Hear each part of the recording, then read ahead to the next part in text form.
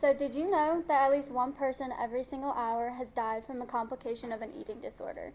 That means while we're sitting here in school every single day, there's at least 7 people who will have died by the time we get out.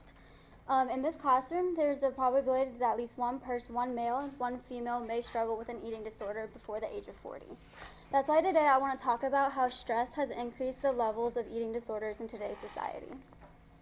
So why is this such a big deal? Well, there are 70 million people globally who struggle with eating disorders every single day. Of those 70 million, there are 30 million located here in the US, and 1 in 7 men that you come across while walking the streets will struggle with an eating disorder before the age of 40, and 1 in 5 women will struggle with an eating disorder. It's also been statistically proven that eating disorders are a lot more prevalent in females, with a 10-to-1 female to male ratio. So why should we care about this? Well, eating disorders are the third most common chronic illnesses in adolescents, which is going to be kids ranging from 10 to 19. And as I mentioned earlier, there's 1 death every single hour from complications. When people think of eating disorders, they're going to immediately think of anorexia nervosa, but the top 3 most common are going to be anorexia, bulimia, and something called binge eating disorder. Many people aren't aware, but there are 13 eating disorders that are clinically recognized around the world. So anorexia nervosa is going to be the most commonly well-known eating disorder. However, it is the least common of the major 3. It is the most commonly known because it is going to be the deadliest and it's going to lead to the highest rate of deaths of all eating disorders. These individuals are going to be very easy to physically spot out because of their emaciated body structure, thinning of hair, and their bones are going to be extremely fragile, so they get hurt easily. Doctors can also figure it out through constipation, blood pressure, and for some women, they lose their menstruation cycle. These individuals are going to be highly motivated by their desire to be thin and lose weight. And so because of their obsession with losing weight, they're going to start practicing forms of not eating in order to control their body weight. Once these practices begin, because of their obsession with this losing weight, they are going to constantly slowly, progressively, starve themselves basically, and as a result, they're going to become super, super fragile, again, leading to that high mortality rate. The onset for anorexia is going to be 16 to 17 years old. However, it has been shown that this age is becoming earlier and earlier, so it's starting around middle school now instead of high school. The next eating disorder is going to be bulimia nervosa. Many people are aware of this problem, but it's not as commonly talked about as anorexia. This is going to be an obsession and fear of gaining weight. So these individuals aren't necessarily going to be focused on losing weight, but maintaining their shape and weight that they already have. This is super dangerous because a lot of the times many people go years without even recognizing that someone struggles with bulimia. That's because there are no physical signs of any lost weight or weight gain. And so the most common way that people are going to, quote unquote, get caught is going to be through your dentist. Because of these individuals' obsession with gaining weight, they're going to do something called a binging and purging episode. So on top of daily nutrients that they're getting every day through meals, they're going to eat extra calories and extra food on top of it. And so because they're so scared of gaining weight, they're going to participate in something called purging, which is self-induced vomiting, or they're going to abuse laxatives in order to get rid of those extra calories. Because of self-induced vomiting, dentists are able to spot acid on your teeth that's going to build up from that constant throwing up, and so they're typically going to be the ones to physically identify someone with bulimia. Because of these individuals' constant binging and fear of gaining weight, they're going to feel inner feelings of shame and guilt. They're going to have very low self-esteem and self-disgust, view themselves as disgusting or shameful because of their behaviors, and they're going to show extremely low levels of self-confidence in themselves. So the onset for bulimia is 18, but again, just like anorexia, it's becoming earlier and earlier as generations are progressing. And 35% of these individuals are going to participate in self-harm, which is typically the abuse of laxatives. The third most common eating disorder is binge eating. This one is actually this is the newly most recognized eating disorder, but it is becoming the most prevalent. These individuals are going to have an impulsive obsession with food, meaning that food is always going to be on their mind, and this is going to be their way of coping with stress. These individuals are going to be extremely overweight or obese because of their constant binging. And there also has been statistics to show that they have a highly overactive endocrine system. And the activity in their brain that deals with stress is going to be extremely overactive as well, meaning that they're going to deal or feel stress at a much higher level than regular individuals, and something that may not stress out somebody, one individual is going to stress them out to an extreme level. Because of their feelings of guilt and their constant obsession with food, they're going to binge just like individuals with bulimia, but this is going to differ because they're not going to participate in any behaviors in order to counteract the amount of food that they've eaten.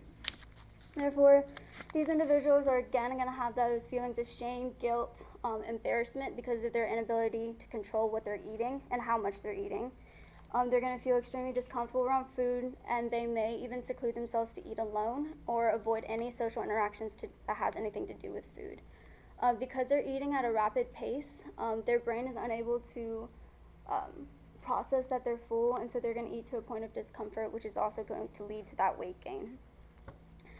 Because these individuals are actually very concerned about their weight because they're constantly seeing themselves gain weight and they want to be able to lose that, a lot of people think that dieting is going to be the best way for these individuals to heal because it's going to teach them how to eat healthy and balance their health, but it's actually been proven that this is more detrimental to their mental state because they begin to get in a cycle of dieting and restricting where they used to just binge and eat whatever they wanted, and so they're going to feel deprived of this comfort for them. And so they're going to break that cycle, and once they break that cycle, they're going to feel feelings of guilt and confusion because of what they've done, and then they're going to see that they didn't lose the amount of weight that they wanted, they don't have the body and shape that they wanted, and so they're going to diet again, just leading to a constant cycle. This onset is actually much later, it's in 25, but like I said earlier, that's also becoming earlier, kind of around the college age now. And these individuals aren't formally going to be diagnosed until 3 years after, so it is very difficult for these individuals to get the help that they need at a quick pace. So that leads me to something else that many people are unfamiliar about, and this is called disordered eating. And it's going to be a lot of the same behaviors as eating disorders, so binging, food restriction, purging, over-exercising, and it's going to again be stimulated or inspired by their feelings of self-worth and body image. But this is going to differ because while they participate in the same behaviors, these aren't going to be obsessions or habitual lifestyles like eating disorders. These are going to be more situational based, and so one example would be if someone's going on a vacation, if they're going to the beach and they feel like they need to lose weight, they might go on a diet and over-exercise for a couple weeks leading up to that event, but then once that event has happened, they're going to kind of go back into a normal lifestyle until something big comes up again. So this is kind of just a chart to kind of show where they kind of overlap. And so on the far left, this is going to be an individual who sees himself as, yeah, like I have a decent body, I need to eat healthy, I need to exercise in order to be healthy. And then it's going to show in the disordered eating, those are going to be all of the different behaviors and ways people are going to try to control their weight.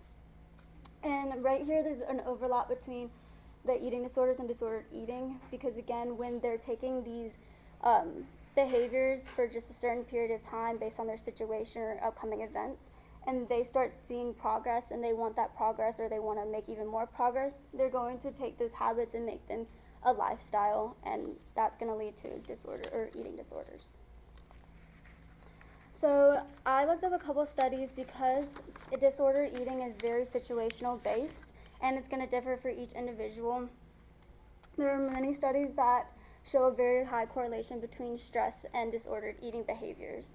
And in one study, they talked about something called emerging adulthood, which is going to be a period between the ages of 18 and 25 when individuals are going to experience a newly high independence from parents and structure of daily life.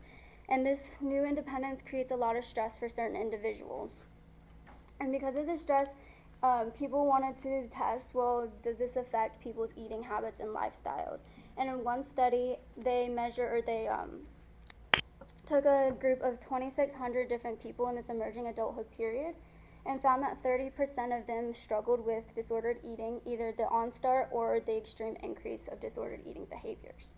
In another study, it took a sample of females in college specifically to show that when these individuals went from high school to college, they experienced an extreme increase in body awareness and realized that they were much more stressed out and worried about their body, leading to higher levels of disordered eating as well.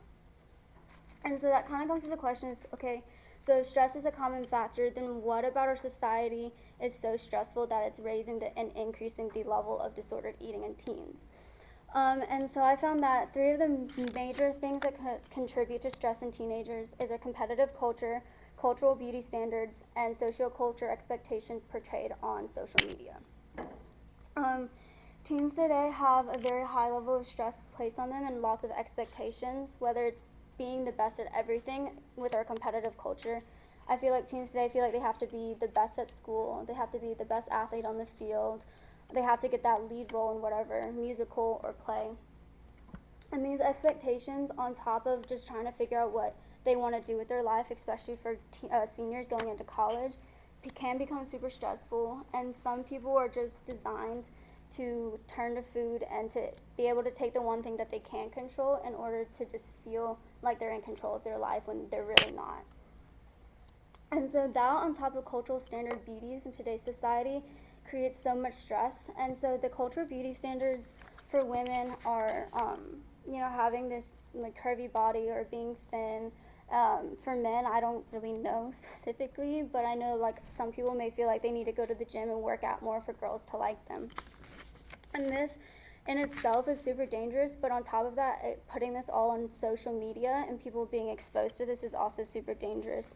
As I mentioned before, the ages of onset are becoming earlier and earlier for these eating disorders, and part of that is because of social media. There is a connection between the uses of social media and the feelings of body image.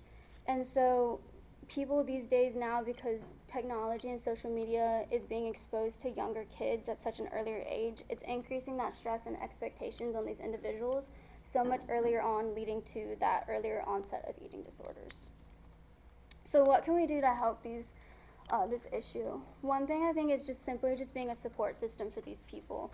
A lot of the times you're not going to know what people are going through or what's happening in their life, how they view themselves, how they view the world. And so just being a support system to everyone around you, whether that's sitting down and just being there and letting them know that you're willing to listen to them.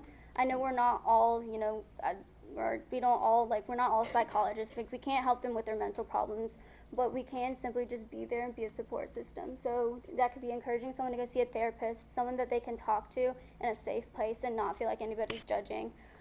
Reaching out to somebody that may look a little bit off one day instead of just talking with your friends, but going to reach out to them and seeing if they're okay. And then just being conscious with our words and what we're saying to other people. In Proverbs 16:23-34 and Romans 2:1-3, we're told that we have to be wise with our speech because words are extremely impactful. And so while words can be encouraging and super helpful, they can also be extremely damaging, especially to someone who already may have a low self-esteem or has gone through some type of trauma that has left them with a little bit of a hole in themselves. And then judging people, you have to be extremely careful with too, because you don't know what's true or what people are making up. And so to judge somebody based off what you've only heard but not hearing their side of the story can also lead to extremely low place for them. And then in Ecclesiastes 4:9-10, it's talking about how 2 people are better than 1. And that, again, is just going back to being that support system and being there for someone. And also something my pastor said was talking about the Christian faith and like the walk. And I think it also applies to this. But he says no one can choose it for you, but nobody should or can go through it alone. And so that's, again, just you don't know what people are going through, but being able to just help could make a really big impact. And the last thing is a quote that says, "Don't wait for other people to be loving, giving, compassionate, grateful, forgiving, generous, or friendly, but lead the way." I think this is another thing our culture can really work on, is just not sitting in the background waiting for other people to make a move and you just follow because of fear of standing out or doing something wrong. But that mentality of just being willing to humble yourself and just step out just to go check up on somebody can make a huge difference. So, thank you.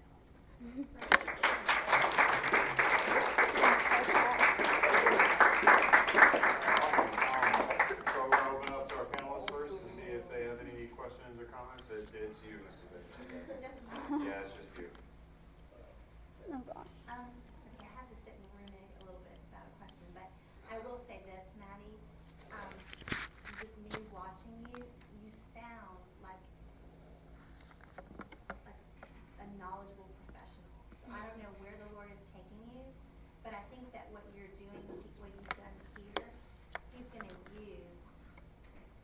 teacher with you. And I think that because you sounded confident, yet sympathetic. I think you struck the exact right balance. This is not a new issue, although it's getting younger and worse, but I had a friend in high school, and she had to actually leave high school to go to inpatient treatment. Yeah. And I remember basically watching, and it was anorexia, but basically watching her starve herself to death. Yeah. And she ended up not graduating with us. So it's a really hard thing. And hard as a teenager to watch that, 'cause I felt a little helpless. But Yeah. okay, so this is my question. We as teachers, so like Mr. Satterfield, sorry. Yeah. Mr. Satterfield, and me as a lady, I've had students at Southside come up to me and say, I'm really worried because she hasn't eaten lunch in 3 days. Yeah. Like, I'm not sure she's eating at all. Or like Mr. Satterfield, people coming up to him and saying those kinds of things. So what do you expect from us as adults to be able to speak into and help some of those people? Yeah, so I think just like if the student's like really concerned and you think or feel that maybe it may be an issue, I mean, just sitting down and just like talking to that person and maybe not accusing them or bringing it up straight out, but just being like, hey, like I'm here for you. Like if you're going through something, like people are worried about you, like what's going on, and just seeing if you can just kind of listen. And if they come to you and open up about it, then great. If not, the best thing you can do is really just be a support system and just being there for that person. And hopefully eventually they'll get comfortable talking to you and they'll open up about it. But it's definitely not a thing, like, as I said, like these people are very like shameful of what they're doing. They don't typically want to do what they're doing, but they've gotten stuck in a cycle that they can't break on their own. And they feel like people will judge them or look at them less than if they come out. So it's really just building a relationship and getting them to a place where they're comfortable to share it with you. So just being patient. Do you think Mrs. Bass, adding an actual clinical counselor, biblical counselor here, do you think that's going to help with these kinds of issues? Because there are some things like, drama that, we can talk through, but these are clinical things, like you said. It's a chronic condition unless it is dealt with. So do you think that having Mrs. Bass here is going to hopefully help those things? Yeah, I mean, I definitely think having someone on campus is really good, just because I know some people may not want to try to go find, or they're worried about finding someone who's going to be kind of on the same page as them. So having someone here is definitely important, but again, it's kind of up to that individual to do with that what they want. And so again, just encouraging someone just to go see them could be super impactful, but it is their choice. But I do think having someone on campus is really a good step forward. So in the 70s, 70s or early 80s, a very famous singer died of complications related to her anorexia. Karen Carpenter, did you come across any of? No, I did not. Beautiful, successful, like gorgeous voice. I mean, now it's a little dated, obviously. Yeah. But, gorgeous, and she died of anorexia. When maybe the 70s, early 80s, I think. So anyway, it's a pretty big deal. So I think you did a fabulous job. Thank you. Amazing. I got a couple questions, Maddie.